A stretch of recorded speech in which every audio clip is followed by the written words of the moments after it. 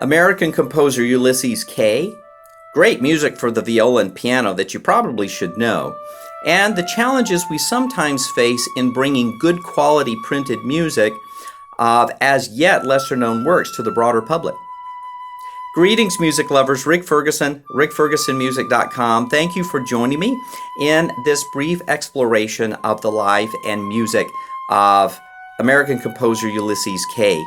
As I continue to educate myself about black composers in the U.S., their legacy, their history, the incredible artistry and wealth of music that they have brought to U.S. culture, I have run across and just fallen in love with the music of Ulysses Kay. Ulysses Kay, born in 1917 in Tucson, Arizona, died 1995 in Englewood, New Jersey. His father, Ulysses Sr., was a Texas cowboy and barber. His mother, Elizabeth, grew up in Louisiana. His uncle was King Oliver, jazz cornetist, and quite an influential figure in the history, the development and evolution of jazz, in particular the incorporation of the mute and muted sounds in jazz, and who really was a huge support, along with composer later on, William Grant Still, in Kay's evolution as a musician and then later a composer, and a significant composer at that. King Oliver was adamant about having good musical instruction for Ulysses, and at the age of 6, Ulysses began piano lessons, began violin study at the age of 10, began playing the alto saxophone at the age of 12, formed his own student quintet, began to create arrangements and newly composed pieces for that quintet. So quite an active and precocious musical childhood. He later went on to study at the University of Arizona, and at William Grant Still's strong suggestion, focused ultimately on musical composition. Then after that went to the Eastman School to study, went to the Berkshire Music Festival where Kay met composer Paul Hindemith, began working with Hindemith, went the following year to Yale University to continue his studies, compositional studies with Hindemith, and really became in some ways a disciple of Hindemith, especially in terms of the incorporation of more quartal-based harmonies into his music, which is one reason that I find so much of Kay's music to be just captivating and attractive, in addition to Kay's exploration of rhythmic vitality in so much of his music. But there's also a beautiful lyricism in a lot of his music. And to that end, I would like us to hear a psalm setting that was written in 1955. After his studies at Yale, Kay joined the U.S. Navy during the Second World War, played alto saxophone in one of the Navy bands, and then after the Second World War, spent a number of years in Rome, studying, composing, growing as a musician and composer. Won several prizes, including a Fulbright scholarship, the Prix de Rome, and a number of other scholarships and awards that allowed him to spend time working in Rome. And the psalm setting comes from that time. It's actually from a set of 3 psalm settings. This one is entitled "Oh Praise the Lord," and it is sung by the Lincoln Chamber Singers from the University of Nebraska. Marquez L.A. Garrett conducting. So let's enjoy this beautiful psalm setting. Oh, praise the Lord, all ye nations. Praise him, all ye people. Oh, praise the Lord. Oh, praise the Lord, all ye nations. Praise him, all ye nations. Praise him, all ye nations. All ye nations.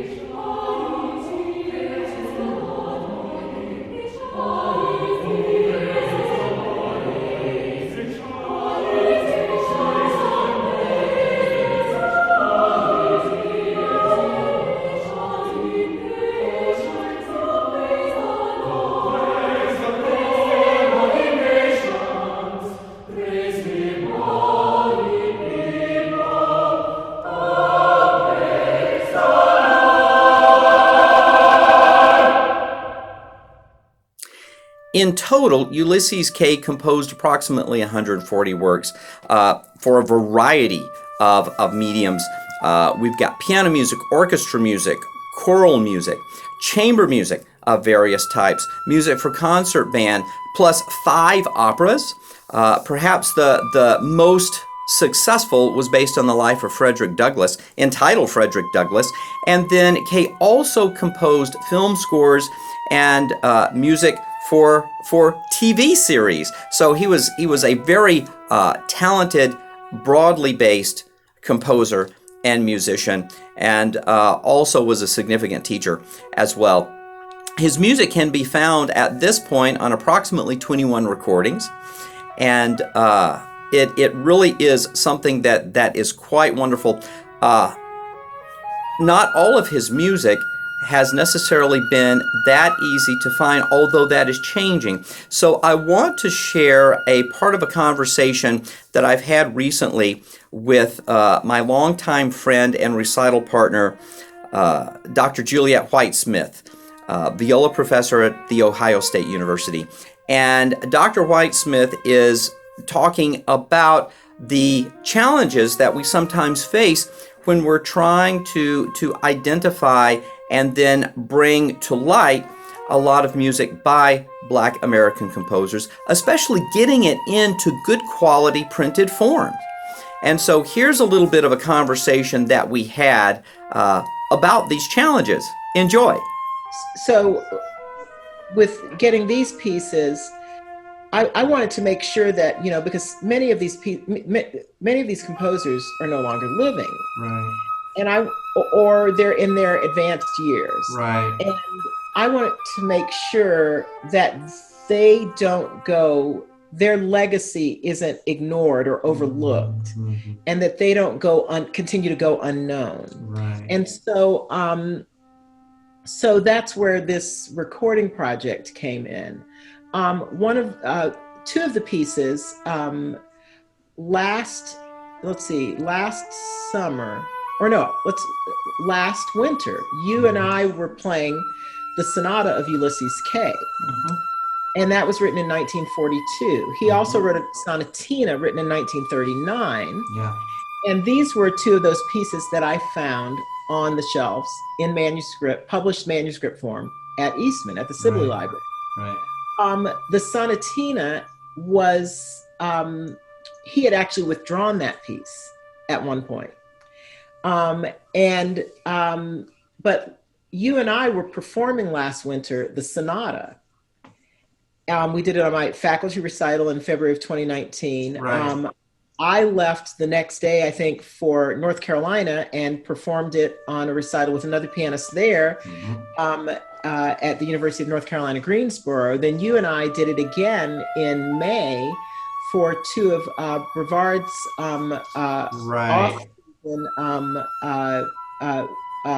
noontime concerts in Brevard and Hendersonville, North Carolina. Right. And I remember, we were, bemoaning the fact of, wow, it'd be really nice to get this in some kind of printed, engraved format to Yes. make it easier to read, Yes. especially the piano part. And so I said, you know what, I have a possibility of, of how we might go about doing that. And so I reached out to a former editor of the Journal of the American Viola Society, David Beinog, who is a librarian and a violist, but he's a librarian at Fondren Library at Rice University in Houston. And when during my presidency, I think, of the American Viola Society, and he was journal editor, sometime in there, he embarked on a project called the American Music Project, in which he finds music that has either never been published or is out of print, Right. For the viola, written by American composers, and he engraves them and makes them, gets the rights to them, obviously, or permission at least, not rights, but permission, and then makes them available mostly for free as downloads on the AVS website. And so I thought, well, this would be a wonderful way to get the Ulysses Kay pieces. Right. Up. Yeah. Anyways, long story short, I reached out to him. He happened to have contact information for Ulysses Kay's daughter, oldest daughter, Virginia Kay, who I guess is in charge of his estate, and put me in touch with her. I then reached out to her and told her, what I had envisioned and what I was envisioning. And so David and I worked with her, and we were hoping to make this happen. It turned out that even though the AVS wasn't able ultimately to publish these, this prompted Virginia Kay and the American Composers Alliance to republish. And then in December that we received word that was going to happen. And then I think in January, the scores, still in manuscript form, were then put up for purchase on the ACA website. But later, after all the Black Lives Matter things started erupting over the summer, a lot of those two pieces, as well as other things, started to become available in engraved, or at least printed, digitally printed, notated format. And ACA has been working to do that now, and it's been when they can, when they are able to, when they do have access to the rights to do that with some other pieces as well. So my thanks to Dr. Juliet White-Smith from the Ohio State University, and I want us to hear movements 1 and 2 of the Sonata for Viola and Piano by Ulysses Kay. As Dr. White-Smith mentioned, this piece was written in 1942, and it is a piece that I really have come to not only enjoy playing, but I really love this piece. And so we'll hear movements 1 and 2, and we'll hear lyricism, we'll hear some really beautiful, at times sparse, at times fuller textures. We'll hear counterpoint, we'll hear quartal harmony, we'll hear a wealth of sounds and really beautiful writing for the viola. So here are movements 1 and 2, Sonata for Viola and Piano by Ulysses Kay. Thank you.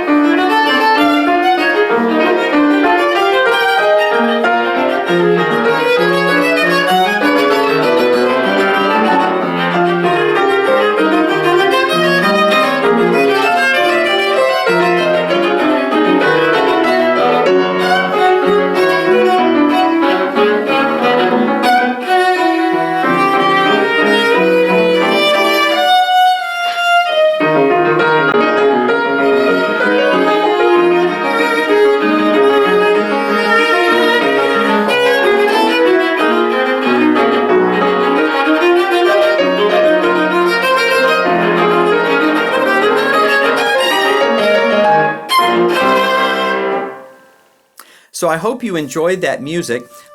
There is more Ulysses Kay out there. I highly recommend you explore his music because of the wealth of his compositional output. There literally is something for everyone. I have now gotten a hold, I'm thrilled, of a set of 8 inventions for the piano, and I will be doing in the future a separate video specifically on those inventions. So thank you for joining me. Feel free to like this video. Please subscribe to my YouTube channel. I'm always searching for new content. If you have any suggestions, comments, ideas that you'd like me to explore, let me know. Take care, be well, and I'll see you soon. Bye-bye.